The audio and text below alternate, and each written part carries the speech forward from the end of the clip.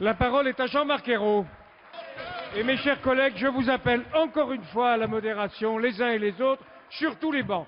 Monsieur Ayrault, vous avez la parole. Merci, Monsieur le Président. Je n'avais pas prévu d'intervenir, mais je remercie ma collègue Sandrine Mastier de me laisser la parole pour vous dire ici que le discours de François Hollande dimanche dernier a été un succès parce qu'il sème un tel vent de panique à l'UMP que vous nous en êtes réduits à la caricature et à transformer cette séance des questions au gouvernement, non pas en questions aux ministres en exercice et en responsabilité qui ont des comptes à rendre au Parlement, mais en séance de démolition, de caricature d'un programme dont vous avez peur et qui intéresse les Français et qui est en train de préparer le changement dont notre pays a besoin.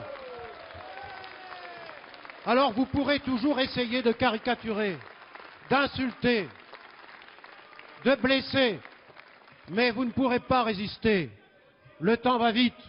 Et vous, mesdames et messieurs les députés de l'UMP, vous devriez au contraire dire que c'est bien que la France rappelle avec solennité qu'elle est une république laïque et qu'elle veut inscrire le titre premier de la loi de 1905 dans la Constitution qui rappelle la séparation des églises de l'État, exception faite de l'Alsace-Moselle. C'est ça la proposition de François Hollande.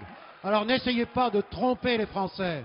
Et quant au reste, je suis obligé de vous dire que vous avez un triste bilan et que vous en êtes tellement malade que vous avez l'angoisse de ce que le gouvernement va vous imposer de voter, c'est-à-dire encore une baisse du pouvoir d'achat des classes populaires, des classes moyennes, avec l'augmentation de la TVA. Alors nous vous souhaitons bon courage, mesdames et messieurs les députés de l'UMP, allez avec votre tract ridicule, dire voilà le bilan. Eh bien le bilan, c'est 10% de chômeurs, c'est 70 milliards de déficit du commerce extérieur, c'est une France abaissée, c'est une France affaiblie que nous voulons redresser avec François Hollande.